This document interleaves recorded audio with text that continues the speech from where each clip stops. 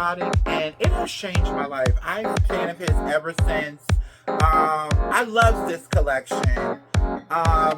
Thousands most legendary supermodels and more. The four queens of the runway. Fashion, New York Fashion Week is right around the corner. Librarian tonight, and that's because I came to read a bitch. Jaja's Atelier, bitch. Welcome back to another episode of Jaja's Atelier. Guys, I missed y'all. I really did. I had to take a little time off from filming the show because I had a lot of other things going on. Not only that, I was hearing some rumblings about how good Haute Couture Paris Fashion Week was going to be. So I was like, all right, I'm just going to hunker down and really, really pay attention so I could come back and give you guys the information, honey. But first, before we get into that, and also huge congratulations to the cast of The Color Purple, even though my girl Fantasia did not get nominated.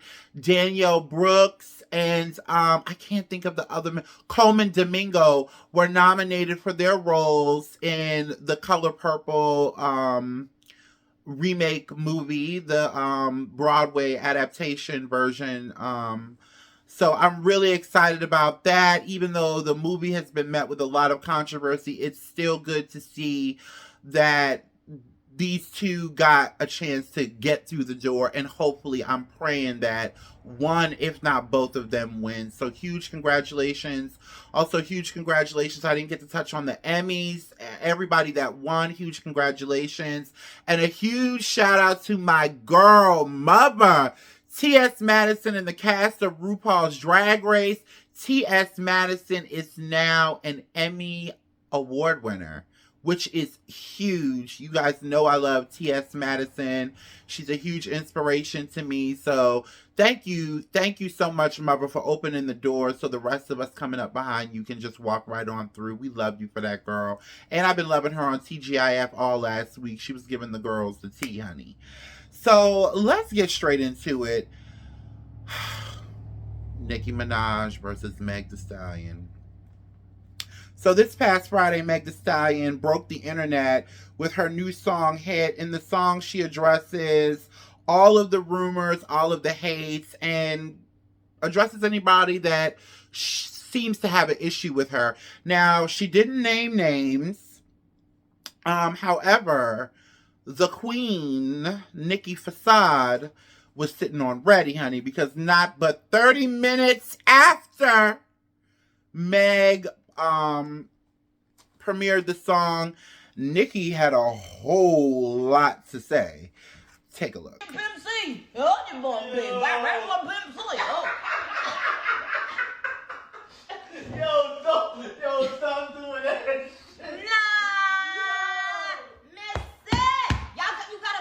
You gotta find the beats. Oh, you gotta catch the beats.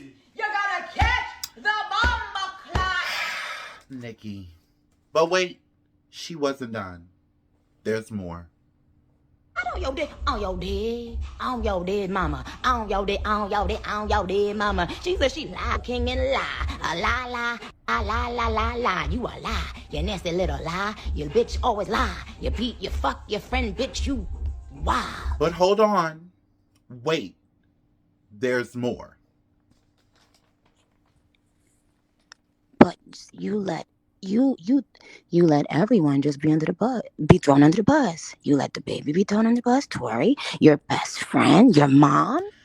Now, Nicki went on, well, at the time that I was, getting my notes together for the episode, it was a 72-hour rant. This started on Friday. It is now Monday night, and it is still going on. Megan released the song. She said not one word. Nicki, since I've written my notes, has come out with a diss track called Bigfoot. You heard a preview of it on her live. Nicki, girl, what are you doing? Are you okay? That girl didn't mention your name not one time. And you know what? I was starting to like her again as she rolled out her album, the Pink Print 2. And I wasn't going to talk about her Vogue cover because she's been doing this. She's been a raving bitch for like the past 5 years now. I don't understand what her issue is. Okay, somebody asked me, I was talking to a couple of friends about this, and somebody said, well, do you think Meg's hands are squeaky clean? Do I think Meg's hands are squeaky fucking clean? No. But I bet she was smart enough not to do it up on the camera. Nicki, you have been in the game for, I'm going to give you 15 years. It's been she came out in 2008. Yeah, it's been almost 15, about 13, 14 years. You know, she has this thing where she works with these other female artists that come up behind her, and she masks it, excuse my list. She masks it as a favor, like she's, I'm passing the baton. And then after a couple months pass, she just flats out disrespects them and disses them. I don't quite understand this. And then she uses her feature as collateral. Like, you see, I helped you. Like, why would I come after? Like, it's not, like, it's all gaslighting.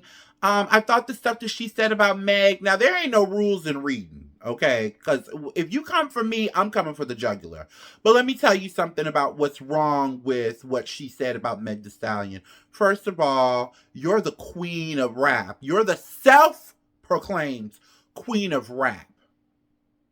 A lot of people put Nicki Minaj on the same level as Beyonce. They say that she is the Beyonce of rap. If you were the Beyonce of rap, honey, you would not be doing all this. If you were confident in your talent, you would not be doing all this. If you were happy in your marriage and with your life, you would not be doing all this. That girl didn't even say your name. And Meg went on The Breakfast Club a couple days ago, before the song was released.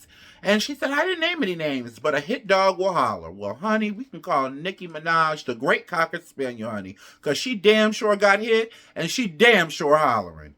Now, the one line that Nicki was mad about was the Megan's Law line. I didn't know what she meant by that. I just thought it was like like one of, something, I just thought it was a bar. But apparently Megan's Law is actually a real thing. It was a little girl back in 1994 named Megan Kankin, I think that was her last name, who was brutally sexually assaulted and murdered. And they put a law into pass and they named the law after her. Nicki,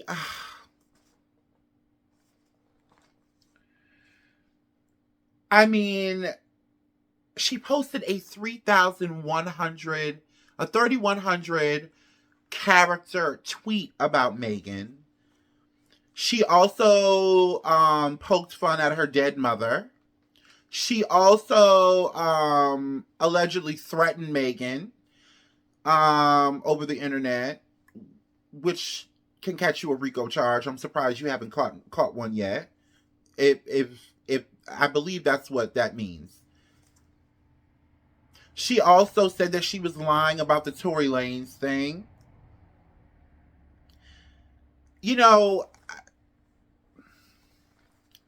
If Nicki, if you had came out back in the day with Foxy Brown, Eve, and all them girls were in their prime, they would have ate you the fuck up because you are a crybaby.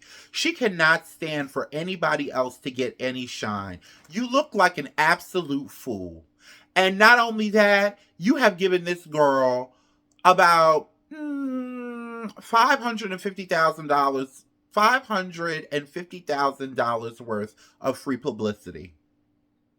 And you also helped her song to go #1. It just got announced today in the blogs that Megan Thee Stallion with this song Hiss has become the first female rapper to have a #1 all the way across the globe on Apple iTunes Music. And that's in part because of Nicki Minaj. And her bender. Excuse me, Nicki Facade. It's really sad. Like, girl, you really need to cut it out. If you are this queen that you say you are, then act like it. And you don't have to shout it from the Rock of Gibraltar every 5 fucking minutes. She lit, I just told you that she released her own diss track called Bigfoot, which was an absolute, that song was trash. I just listened to it for the research and a little bit of the shade. The song was absolute trash. It took her a while to release it because she claims that the beat that she recorded her verses over, the diss to Megan over, was owned by Megan's producer and he wouldn't release it. But if you're the queen of rap, how come you just didn't make another song? It's been, listen, I'm a stylist. It's times, listen, I wasn't even supposed to wear this tonight. I got this pink lipstick on. But look, listen, an artist can say, listen, the show must go on, girl. You couldn't get another song? How convenient.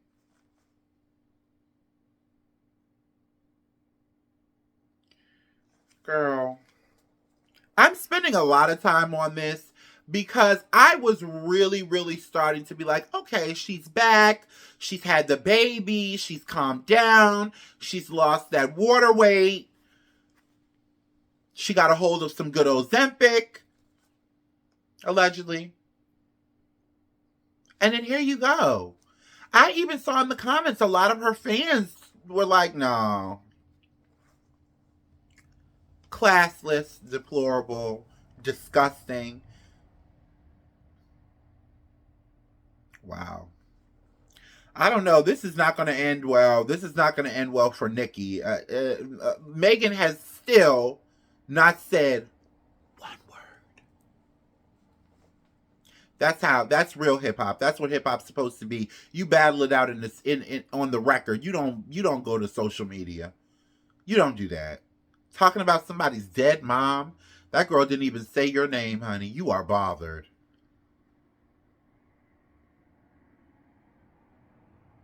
And I'm not going to say what I really want to say because then I'll get in trouble. Anyway. I remember a time when I was coming up in the 90s and I just came across this video of Lil' Kim, DeBrat, Angie Martinez, Left Eye performing Ladies Night at the MTV Awards. Now, this is the time when MTV really wasn't trying to push the female rap thing.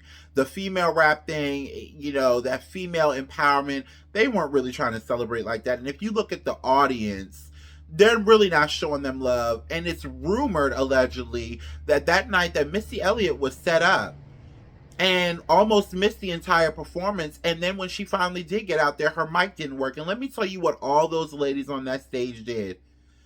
They kept the performance going, but they made sure their fellow queen was good. I remember seeing all of them in the magazines together, and yeah, they had beefs back in the day, Foxy and Kim and yada yada. But you know what? For the most part, we saw them together. We would see Lauryn Hill and Lil' Kim in a magazine spread together, two totally different artists who really didn't have a reason to like each other. And it's just a shame that Nicki Minaj cannot seem to get along with not one other female rapper aside from Foxy Brown, who I love. It's a shame. And you're destroying your legacy. It's pretty much gone. Anyway, let's move on from that.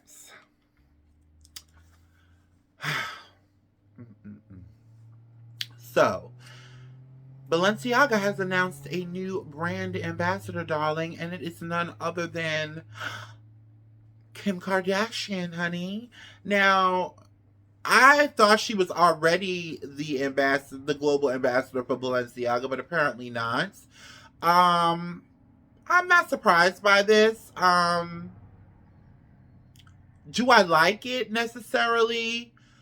I do, in theory, because she's been, she's been pulling looks. Her and Danny have been pulling looks from the house of Balenciaga for so long. But then you also have to think about the backlash. Balenciaga got caught up in that inappropriate children's scandal, using kids with fetish teddy bears and stuff like that. They're starting to bounce back a little bit, but because it's Kim, everybody's gonna, You don't love the kids. What about the children? They posted it on Hollywood Unlocked, and of course, all of us were saying, oh, she's for, child sex abuse and all that. Meanwhile, right after they posted Kim, they posted Little Bootsy. I can't with the selective outrage. Please cut it out. Please cut it out. We don't know what. I have not heard any word of what's going on with Balenciaga. And to my white watchers and viewers, because I can't just put this on the black folks, because I go through all the blogs and all the comments. Listen, a lot of y'all are still wearing Alexander Wang, and we don't know what's going on with his case yet. It might have been dismissed. I haven't heard anything about it, but Alexander Wang was accused of allegedly drugging models and sexually assaulting them, and y'all are out here wearing Alexander Wang. I bet y'all didn't say shit when Naomi started that ad campaign, because Mother Naomi would have cussed you slam the fuck out. Kim, and that's the thing about Kim Kardashian, they know she's not going to say anything. So they're just going to keep on and keep on and keep on. She is not the reason. It's not her fault that, what happened. It's a little, can you look at her with the side eye because she's still involved and because she's a mother of 4 young children? That's fair. That is absolutely fair. But then we need to stop showing Woody Allen movies. We also need to stop supporting Marquesa, who is founded by Harvey Weinstein's ex-wife.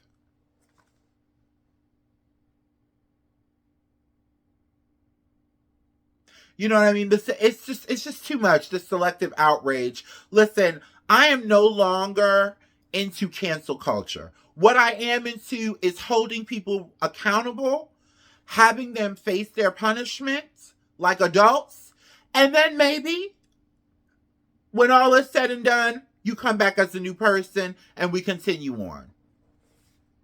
But you can't cancel. Who the fuck are we?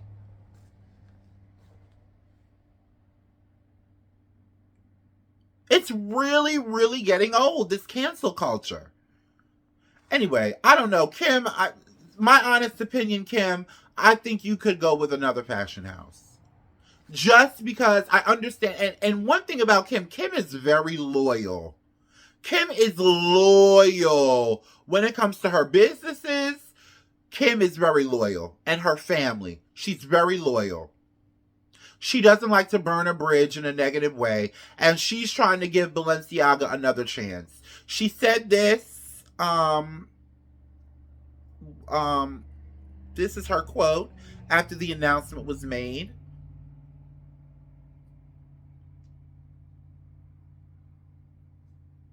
What more can you say? They've been dressing her for so long. Why wouldn't she? Would I do it? Depends on who else would be knocking at my door. Probably not. But I still love the House of Balenciaga. Cristobal Balenciaga is such an iconic, historic figure in fashion. I'm not going to throw away the whole legacy because of this. Am I looking at Demna sideways? Abso-fucking-lutely. Am I looking at Kim sideways? No. Anyway. I would have loved to see, either her or Courtney do something with Helmut Lang. I've been talking about this for years. When I heard that Courtney was going to the Met Gala for the first time, I said, oh, she's going to wear something by Helmut Lang. I would love to see a resurgence of Helmut Lang, and I think the Kardashians, mainly Kim and Courtney, are the perfect ones to push that out. If it had to be a Kardashian. It doesn't have to be. Anyway. So, Men's Fashion Week in Paris just passed. And I can't think of any other show but Olivier Ronstein's Homemade show, his first menswear collection in a while. Um, that show blew it out the fucking water for me. I love the way Roundstein brought a heavy hip hop energy to Paris. This whole collection was New Jack Swing. The whole collection. I absolutely loved it. Think Bobby Brown, New Edition. Think what was the subgroup from New Edition? God, I can't think of it. Boys to Men. I really love this. The way he mixed the prints, the way just the colors and the prints were loud, but it still had that classic Ohio Players R&B feel to it. And that's exactly what New Jack Swing is. If you're not familiar with New Jack Swing, like I said, think Bobby Brown. Every little step I take, I hit that note. You know, that big band R&B fused with hip hop. It came out in the late 80s, early 90s. It was short-lived. It was a bit of a fad and it was a bit of a time. But honey, just to see this on the runway in Paris by a black designer just sent me. It just absolutely sent me. I also love Naomi Campbell's look. It was so chic. She closed the show. Absolutely beautiful. I have these reference photos up here for you guys. Bobby Brown. And I actually have a jacket that is reminiscent to New Jack Swing, and I was gonna wear it tonight, but all the buttons mysteriously popped off, and when I went to go put it on with a safety pin, the back ripped. It's very, very old. It's very, very vintage. It's from 1991. It's labelless, but it was my mom's back in the day, and I tried. She's so much smaller than me, man. God bless her. She's a little thing, and I tried to put that jacket on, honey, and the whole back ripped out. So I'm gonna have to fix it. But yes, huge congratulations to Mr. Roundstein. I just love him. I love him. He is, when we look back on fashion 30 years from now, we are going to be talking about Olivier. I say that every time. The work he did with Beyonce, and now this, having his whole collection stole last season, and then still debuting a collection that still blew a lot out of the water. Come the fuck on, honey. Anyway, so, honey, Haute Couture Week in Paris just wrapped on Friday. And honey, I have never been so inspired. These past few seasons were great, but not as good as this. I loved the Schiaparelli show, the robotics. You know, they're saying that we have a need to go back to more simpler times in technology, and the way he just, look at this, the robotic baby. It's insane, using old iPhones and calculators and SD drives and all kind of old nostalgic stuff that we used to use to get on MySpace and all of that, to see him using that and to turn it into a dress. This is what I live for. However, it was not my favorite collection. Let's get into my top, how many do I have here? 4 collections. My first favorite is Virginie Vinyard with the Chanel Haute Couture show. Now, listen, while all the girls are on the mob wife aesthetic, back when they were making fun of us girls, us brown girls for doing it, now they're on it. Honey, y'all girls are late, but I'm going to talk about that next episode because that got me heated. Y'all girls are late. It's all about the 80s, honey. Think Dynasty. Think Fallon Carrington. Think Alexis Carrington. Think Crystal Carrington, honey. It's all about the 80s. It's all about high 80s society, high society 80s glamour. This is what this is giving. I love the tights. It was still sensual, but still had that touch of naivete. I really love this. You know what? I wasn't crazy about Virginie Vinyard at first. I wasn't. I can be honest and say that. But, honey, she has grown on me. And this collection right here, is definitely, I might have said this maybe 2 or 3 seasons ago about one of her collections for Haute Couture Week, but this one by far, out of all her collections for Chanel, this by far is my favorite. And a lot of people are going to come from my neck about it, but it's my opinion and it's my show. My next favorite. Honey, when we're talking about technique, we can't talk about technique without talking about Peter Mulier for Givenchy, honey. This collection, every look is made out of a single yarn. The yarn is called, it's a merino wool yarn. I also love these 3D body cuff dresses. Absolutely insane. They were printed, they're 3D printed to wrap around the body and they kind of snap in place. The white one is my favorite. I also love the black one, but if you go on their Instagram, I think I might have the video. When I edit, if I have it, I'll post it. There's like 2 really, really skinny strings going down. I do think it also has straps, but this is absolutely, he said it was about quiet luxury. And this is quiet luxury. This is what we're talking about. What can you do? What is your technique? This is the meaning of haute couture. It's the technique, darling. It's not the gimmicks.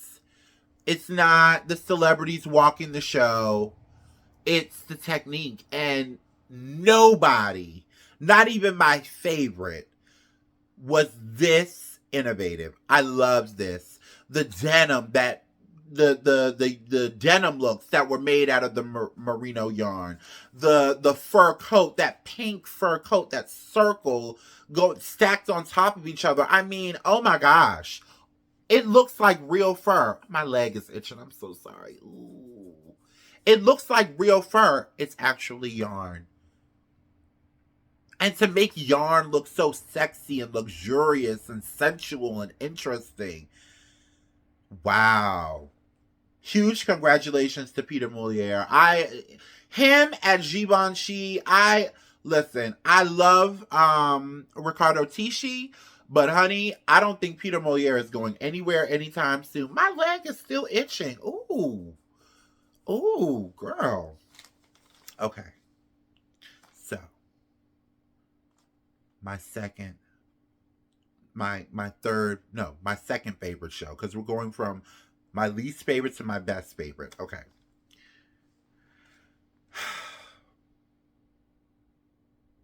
Oh, and with the Givenchy show, I love the layers. I don't know if you guys just caught that, but the layers, the endless layers of organza that they use to make those pants and those dresses. Oh my God. I'm still dreaming about that Givenchy collection. You guys know I love Givenchy. That's one of my favorites. Anyway, so my second best favorite show of haute couture fashion week is Miss Zoe. Where is she at here? Oh, I didn't put her in my notes. Oh, honey, I didn't have to. Miss Zoe, because I was obsessed with this collection.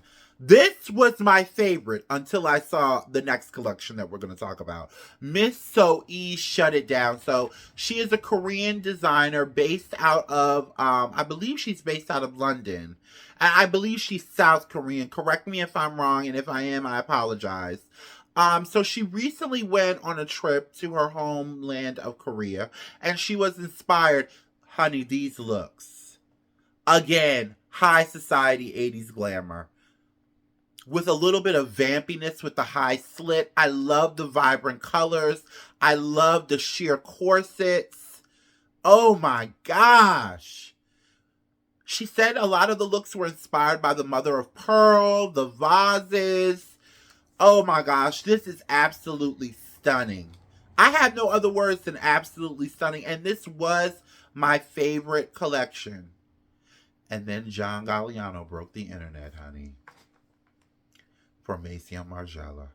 Honey, this is the Jean Galliano I've been missing. Jean Galliano, Marc Jacobs, Herbert Givenchy and Gianni Versace were the first 4 designers I really, really, really began to be obsessed with.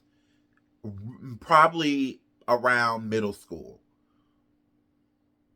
And John Galliano had been cast out of fashion for numerous reasons. I can't even remember because who cares at this point? Look at this fucking collection.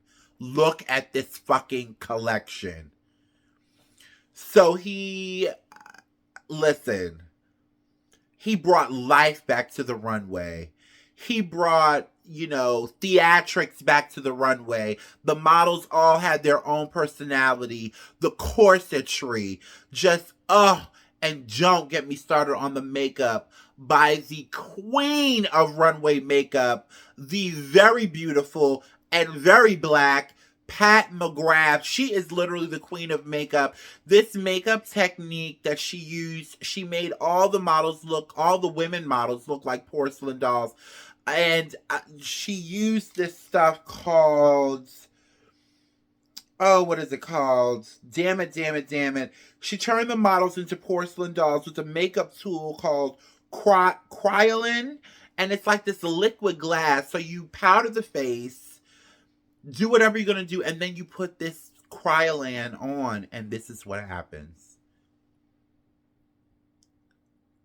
Everybody was talking about this collection when it dropped. Everybody. This is the John Galliano I miss. It was so nostalgic. It reminded me of his Dior days. Honey. Oh my God.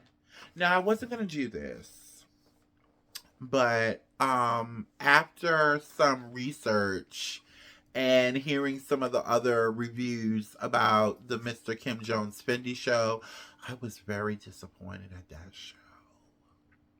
And I love Mr. Kim Jones. I love what he did it for Dior Men. I love what he's done at Fendi. But the last two, this whole couture collection and the last one, it's going kind of like this a little bit. And a lot of the stuff is recycled stuff from the Karl Lagerfeld days. I wasn't crazy about it. But I love and respect Mr. Kim Jones' talent. And you're not going to... And listen, lightning doesn't strike twice. It's not going to be the best every time. So I can't wait to see what you come up with next year. And, criticism, healthy criticism... if we keep it honest with him, who knows what he'll come out with next. But this won't it, baby. A lot of that stuff was ill-fitted, and it just looked like you slapped two. Listen, I'm not trying to be disrespectful, but I was not feeling that collection at all. At all.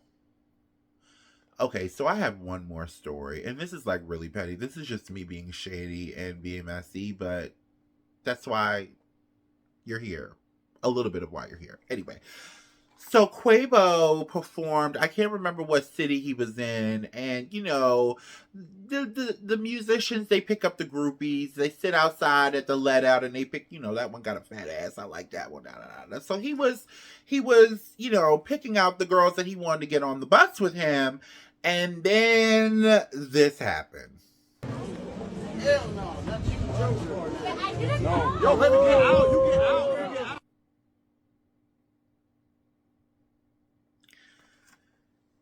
Honey, y'all hoes don't even know how to hoe right.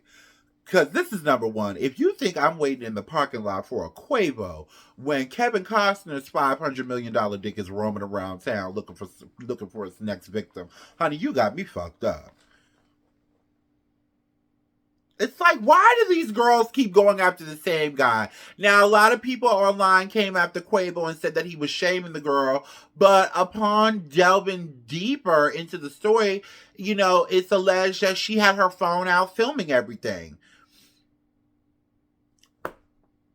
Girl, because she was a cute girl. It was nothing wrong with her. It was just the way he said it. It made it seem like, oh, he must think she's ugly. But that wasn't it. I think it was because she had her phone out recording everything. And not all of these celebrities want us all in their business. Hey, Beyonce. Love you, boo. She's one of those. Like, I come out, I sing, I go home, I take care of my kids, and y'all leave me the hell alone. I feel it. I definitely feel it. Because I just had my first troll. Like, and I was happy about it too. She was like, I watched your episode. You need to get your teeth fixed. Girl, this coming from a girl that's shaped like a construction site. Girl, bye. I know I need my teeth fixed. And when I become rich and famous, I will. Until then, unless you got the 50 grand to fix them, eat me. Anyway, guys, so that was today's episode. Listen, I'm going to try to come on here more often. I took a 2-week hiatus a couple weeks ago. Listen, I'm not quite used to the YouTube thing. You guys have been so great, and you guys have been like really, really working with